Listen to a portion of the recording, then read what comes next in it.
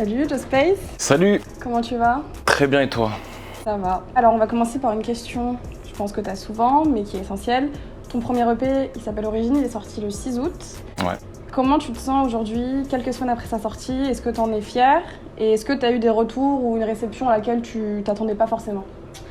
Bah ouais, le projet il est sorti il y a déjà presque un mois, on va dire. J'ai été très content des retours. J'avais beaucoup de pression en vrai, parce que c'était une transition que j'étais en train de faire d'un point de vue youtubeur, musique. On a déjà eu des exemples pour qui ça a bien fonctionné d'ailleurs. Mais on a toujours cette étiquette en fait du un petit peu non légitime si on veut faire autre chose en fait, se détacher de cette image. Du coup j'avais cet a priori, mais au final j'étais plutôt confiant de ce que j'avais fait parce que c'est un projet que j'ai bossé avec des gens sérieux, avec des gens solides. On va en parler je pense souvent dans l'interview, mais voilà, des gens comme Thury du Foun Palace, Bibi que vous connaissez aussi, Kedi qui a bossé sur Taciturne. Donc voilà, on a fait un projet qui sonnait vraiment sérieux et qui se détachait de juste l'image du youtubeur qui veut faire de la musique comme il pourrait te vendre des casquettes ou des mugs, tu vois. Ouais, on va en reparler de cette transition. Parce que justement, donc, une grande partie de ton public t'a découvert à l'époque des Open Space, de FIFA. Ouais. Et c'était des vidéos, juste pour rappeler pour ceux qui s'en souviennent pas, quasiment un peu sur un format radio libre, où tu discutais à cœur ouvert avec des rappeurs ou des personnalités un petit peu influentes. Comment est-ce que t'en es arrivé à te dire que justement tu voulais faire de la musique? Est-ce que c'est d'être au contact de ces personnes-là qui t'a donné envie, ou est-ce que t'avais déjà envie depuis un petit bout de temps? Ouais, non, en fait, parce que voilà, la musique, c'est un truc qui est là depuis très longtemps. Depuis 15 ans, je faisais déjà des morceaux avec mon cousin. En fait, on s'enregistrait sur Cubase pour les plus anciens. Et c'est un truc plutôt que j'ai mis de côté, on va dire. Pas à cause de mes parents, parce que je pense qu'ils ont été assez intelligents aussi de me guider vers une voie un peu plus scolaire. Mais c'est un truc qui m'a jamais quitté. Et on va dire que effectivement, peut-être que le fait d'avoir fait des vidéos, peut-être que le fait d'avoir une communauté, déjà, ça m'a donné plus de confiance pour pouvoir me lancer, tu vois, et vraiment assumer qui je suis vraiment. Et la vérité, c'est que moi, je fais de la musique depuis voilà, le début. Et c'est pour ça que le projet il s'appelle Origine, d'ailleurs. Et justement, donc tu parles de cette transition-là. Il y a une partie de ton public qui a peut-être pas forcément apprécié cette transition. Et toi, t'as pas douté, t'as continué dans cette voie. Comment est-ce que toi, tu l'as vécu, cette transition-là, à titre personnel? À titre personnel, ça a été un long chemin parce qu'en fait, l'EP il s'est fait dans une période un peu compliquée de ma vie. J'étais dans une période assez dark, on va dire, et c'est vrai que ça s'est fait sincèrement finalement parce que quand tu es dans un état d'émotion où limite tu perds les pédales, tu vois, t'as plus pied. La chose vers laquelle tu vas t'orienter et vraiment passer du temps, c'est vraiment quelque chose qui t'anime. Ça peut pas être un truc qui est fake ou que tu veux juste faire sur le moment, tu vois. Et c'est finalement dans ça que je me suis réfugié et ça m'a fait beaucoup de bien d'avoir été entouré des gens que je t'ai dit au début aussi, qui ont été là tant humainement que dans l'apport musical. Ben ça m'a fait beaucoup de bien par rapport à ce que je vivais, tu vois. Et le projet en fait il s'est conçu comme ça et c'est pour ça que tu as des morceaux un peu plus personnels, les deux derniers, tu vois, où je raconte un peu justement dans quelle phase de ma vie j'étais, tu vois. Mais ouais, franchement, je suis vraiment content des gens que j'ai rencontrés parce qu'ils m'ont beaucoup aidé. Tu as vécu ça un peu comme une introspection, un petit retour Ouais, c'était comme un reset sur moi-même. La vérité, ça a été un reset. Parce qu'il fallait assumer aussi, tu vois. Faut assumer de faire de la musique. Et en plus, comme tu dis, par rapport à la transition, moi, je parlais que de rap, en réalité. Dans mes vidéos, je fais des interviews de rappeurs. Ceux qui me suivent vraiment, ils savent que moi j'écoute que du R&B. J'en ai toujours parlé dans mes vidéos, mais t'as toujours des gens qui loupent des petits détails, tu vois. Donc le chemin le plus évident qu'on attendait de moi, c'était que je fasse de la trappe bête et méchante, tu vois. Mais non, je suis resté fidèle à moi-même et je suis très content. Et finalement, la transition, elle s'est bien faite, tu vois. Et je suis un peu déçu, limite de ça, parce qu'en réalité, quand j'avais des haters, ça se propageait beaucoup plus vite. Donc, je suis content de ne pas en avoir, comme un peu déçu. Et du coup, là, tu dis donc que la musique, c'est le truc qui t'animait un petit peu depuis le début. Est-ce que tu as l'impression que c'est là que les choses sérieuses commencent pour toi, avec cette EP? Toutes les choses que j'ai faites, tu vois, toutes les choses que j'ai pu faire, elles ont été importantes dans mon schéma de vie et dans ma construction, dans mes divers projets, tu vois. Quand je faisais l'open space et que tu passes d'un mec qui fait des vidéos dans sa chambre, tu reçois Caris, tu vois. c'est aussi une étape importante, tu vois. Le jeu, il commence déjà aussi à ce moment-là. Donc en fait, moi, le game, je suis dans le, on va dire, dans le game, dedans, depuis un moment, cette pression de, tu vois, d'essayer de performer, d'être bon, d'être original, de ramener quelque chose. Et donc, dans le tournant musical, effectivement, ouais, là, je rentre dans une autre étape. L'EP, il est sorti. J'ai sorti un visuel qui est le live session acoustique, qui montre vraiment qui je suis, de façon brute. Tu vois, un guitariste, ma voix, pas d'autotune, pas d'artifice en fait, tu vois. Et ouais, là, c'est bon, je suis dedans, c'est bon. Donc là, avec cette EP, tu as justement décidé de proposer un format assez court, un 5 titres, 14 minutes. C'est un format assez accessible pour ton public et ça permet de découvrir ton identité musicale justement. Est-ce que c'est un petit peu ta carte de visite ? Ouais, je peux dire ça, ouais. Bah, en plus, il s'appelle Origine, tu vois, donc clairement, c'est bonjour, c'est moi. Just Origine, c'est ma carte de visite. Et en vrai de vrai, c'est intéressant parce que ça peut permettre aussi aux gens de comprendre, comme je t'ai dit, les émotions que j'ai pu vivre et ce qui m'a poussé à me réfugier dans l'écriture, dans la recherche de mélodies et aussi dans la recherche de prod.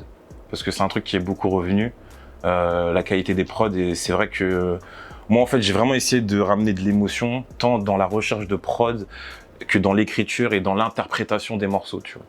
Donc c'est un EP assez travaillé. Il t'aura fallu combien de temps pour le boucler ?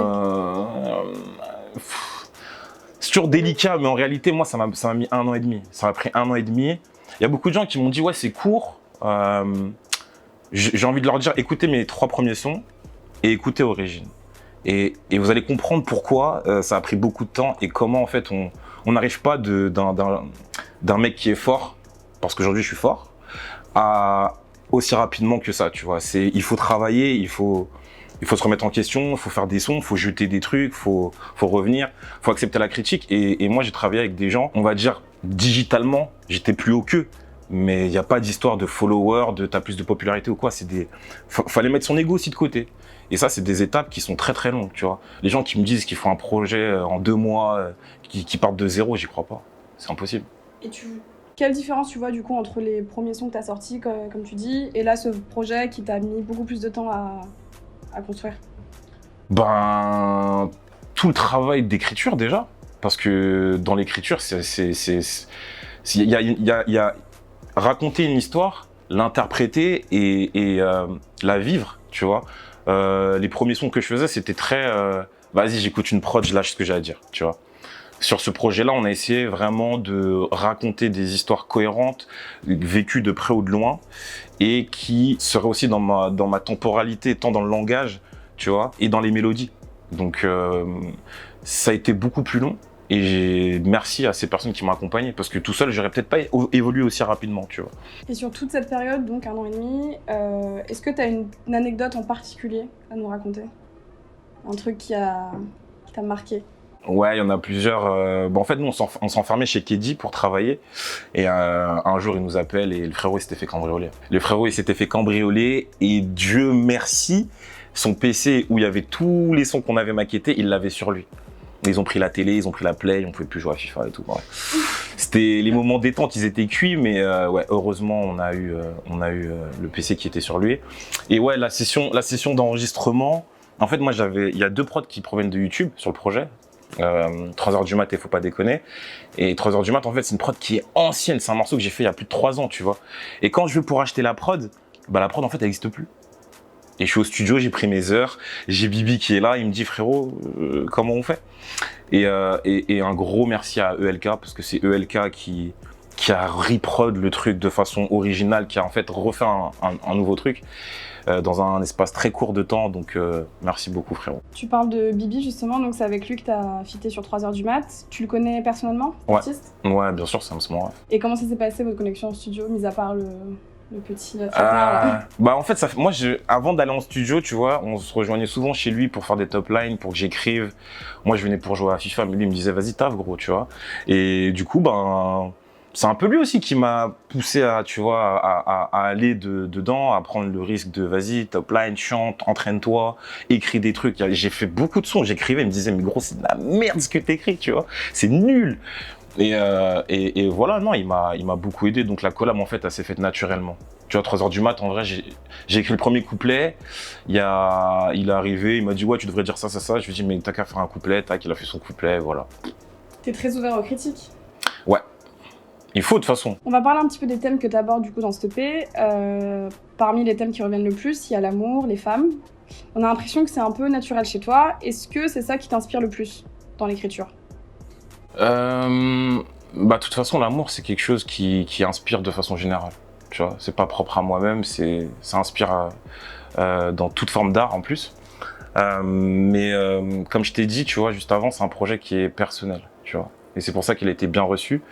C'est un projet qui a été conçu, si tu l'as bien compris, dans une phase où j'étais en perdition sentimentale. Et donc, je racontais ce que je vivais, tu vois. Je racontais ce que je vivais. Et donc voilà, c'est vrai que sur ce moment-là, c'était l'amour. Mais j'ai fait 2-3 morceaux aussi où je parle d'autre chose, tu vois. J'ai un morceau qui s'appelle Tourne pas rond, où je fais un constat en fait de la société. C'était un moment où en fait ce morceau je devais le sortir lors du 2e confinement. Bon bref, voilà, au final il n'est pas du tout sorti, mais c'est un peu un constat, tu vois, sur ce qu'on a vécu avec le confinement, le Covid, le changement, tu vois, de la société, le rapport humain aussi qui a changé. Et toi, comment tu l'as vécu du coup ce confinement? Qu'est-ce qui a changé pour toi dans ta manière de travailler peut-être, ou dans ta manière de voir la vie, la société? Moi en fait ça m'a rapproché de ma communauté parce que je faisais des lives tous les soirs sur Instagram. Donc en fait on a créé un petit rendez-vous quotidien où on échangeait sur nos journées. Je faisais passer des mecs qui voulaient rapper, freestyler. Tu vois, j'ai essayé de créer un petit moment divertissant durant ce moment-là. Après personnellement, franchement mon chat il a été d'une grande aide. C'est mon chat qui m'a tenu en haleine. Les animaux. De fou. Et s'agissant du coup de la conception de la musique, en général, t'as un peu 2 écoles. T'as des artistes qui proposent du son parce que c'est ça qu'ils veulent proposer, c'est leur art, ça leur tient à cœur. Et t'en as d'autres qui pensent d'abord au public et à ce qui peut marcher potentiellement. Toi, comment tu te positionnes par rapport à ça? Est-ce que t'as l'impression que tu réponds à une demande d'un public, ou est-ce que t'as l'impression que tu délivres ce que toi t'as à dire et que ça suit ou ça suit pas, quoi? Je te renvoie la question, qu'est-ce que t'en penses toi? De ta musique à toi? C'est toi qui as posé la question, donc Ouais. dis-moi ce que t'en penses. Moi, j'ai l'impression que c'est assez personnel. Voilà. Mais ça dépend de... Non, je pense. Non, c'est ça. Comme je t'ai dit, en vrai, si j'avais voulu répondre à une demande, je t'aurais fait de la trappe. Tu vois, je t'aurais fait un Kobalade style, type beat, un Niska type beat, tu vois. Après, il y a une demande aussi en R&B un peu love, donc il y a un trouves public de ce côté-là. Ouais, mais il est en construction encore, tu vois. Tu vois, il y a 1 an et demi, t'as ton gars qui est juste là, il y a 1 an et demi, je sors Sexe sans passion, je me fais terminer par lui. Et je le bloque, tu vois. 1 an et demi après, on se check pour faire une interview d'origine qui est toujours R&B, mais qui est un peu moins bourrin en fait, tu vois. Et je pense que non, j'ai pas répondu à une demande malheureusement. Et je pense que peut-être il y a pas mal de ma communauté qui a été surpris, mais qui l'a bien pris le projet parce qu'il est bien produit. Mais je pense que non, je sais pas pourquoi, peut-être parce que je mets des casquettes ou des trucs, les gens s'attendaient à du rap, tu vois. Après, t'écoutes du R&B, donc c'est normal que c'est ça qui te... Mais j'écoute du rap aussi, tu vois. J'écoute du rap, j'écoute beaucoup d'afro aussi. Tu vois, pourtant il n'y a pas d'afro sur le projet. Donc non, j'ai vraiment été dans ce que je veux faire moi, tu vois. Et ce que j'aime, tu vois. Moi j'aime bien les trucs slow jam, Craig David, tu vois, les mecs qui font du R&B, tu vois. Et c'est ça que j'ai voulu respecter, vraiment. Pour le moment, t'es encore actif sur YouTube. Tu fais toujours des reviews de sorties d'albums les vendredis. Est-ce que t'envisages à un moment donné de tout arrêter et de te consacrer vraiment que à ton projet musical? Ou est-ce que tu veux que ça reste un loisir, quelque chose qui te permet de t'amuser aussi de votre manière? Je pense que je suis un enfant de l'internet, tu vois. Je suis un enfant de YouTube, je suis un digital man en réalité, donc que ça soit dans la musique ou dans le contenu vidéo, je serai toujours là. C'est plus la thématique du contenu qui peut évoluer, tu vois. Aujourd'hui, je sais pas si c'est intéressant si je fais des reviews d'albums en réalité, parce que déjà j'ai plus envie de prendre ce temps-là pour moi, tu vois, pour travailler mes trucs. Et peut-être plus partager ce que je fais, du coup, tu vois, mes sessions d'écriture, quand je vais en studio. si je rencontre des artistes pour faire des feats, tu vois, essayer de tourner ça de façon divertissante comme je l'ai toujours fait, mais plus axer le contenu sur moi parce qu'en réalité, depuis que je suis sur YouTube, j'ai toujours parlé des autres, tu vois. Et là, c'est le moment de parler de toi. Et justement, donc tu parles de cette casquette de Digital Man. Tu fais un petit peu partie de cette frange hybride de rappeurs qui sont pas rappeurs d'origine, qui, pour reprendre donc le titre de ton EP, je pense à des mecs comme Prime ou même des youtubeurs, Mister V, Squeezie, enfin voilà, qui ont décidé de se lancer dans la musique malgré tout. Est-ce qu'il y a une trajectoire en particulier d'un artiste qui t'a inspiré, qui t'a donné un petit peu l'envie de te lancer toi aussi là-dedans? Parmi ceux que tu m'as cités?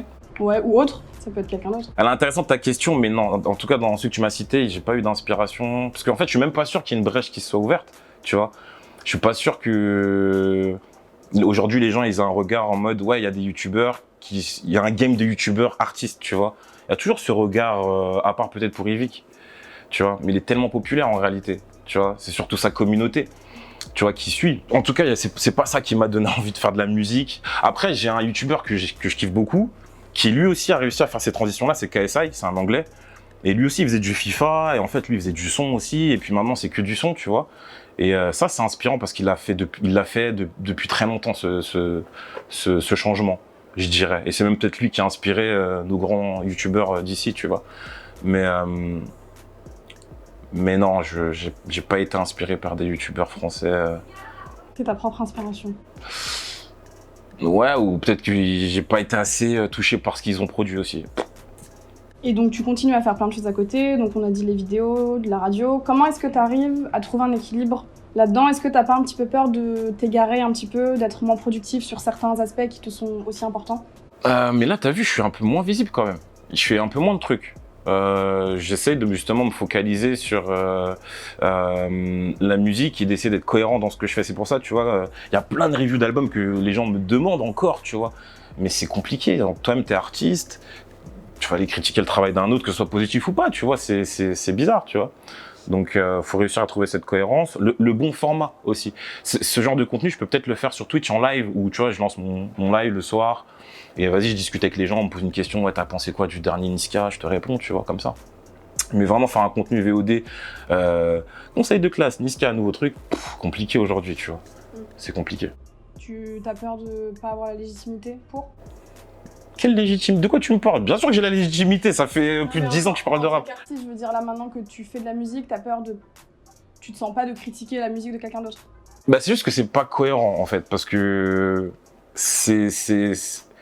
en fait, je suis plus dans la casquette du journaliste aujourd'hui. Tu vois, j'essaie de m'émanciper de ça et d'être moi-même acteur de la musique.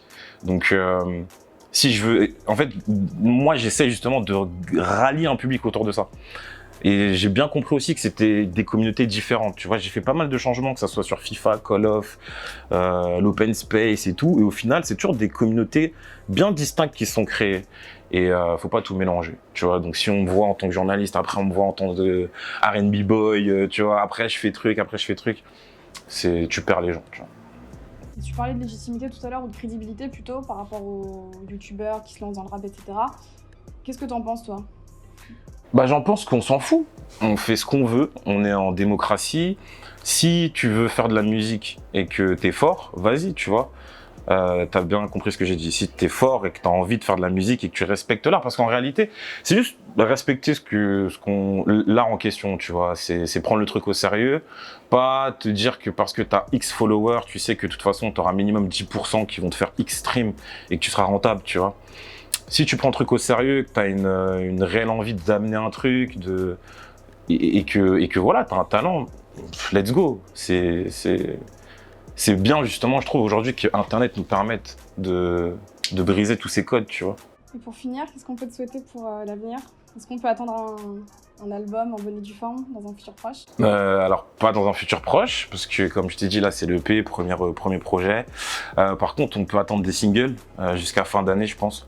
Il y aura des singles qui vont être lancés. Je suis en train d'essayer peut-être d'organiser un petit événement où je pourrais rencontrer les gens qui m'écoutent, tu vois, et communier avec eux lors d'un vrai live, pas comme sur le live session où j'étais tout seul, tu vois, en studio, mais vraiment un vrai show. Et voilà, hein, que la musique se propage un peu plus et que les gens découvrent le projet. Merci beaucoup. Merci à vous les gars.